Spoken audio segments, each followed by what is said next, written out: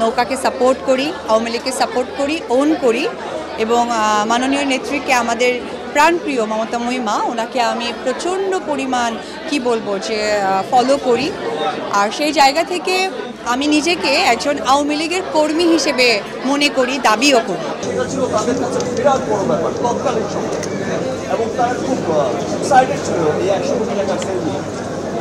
But যারা হচ্ছে বেকার ছিল, যারা হচ্ছে 100 কোটি ক্লাবে নিয়ে গেছেন, তাদের টার্গেট কিন্তু সে 100 কোটি ছিল না, তাদের টার্গেট 1000 কোটি ছিল। তো আমাদের শুরু হয়েছে আমাদের দেশের মানুষ, আমাদের দেশের সর্বস্তরের মানুষ। এবার আমি আমার দেশের সর্বস্তরের মানুষকে ধন্যবাদ জানাবো আবারও। এবার আমি যখন শুটিং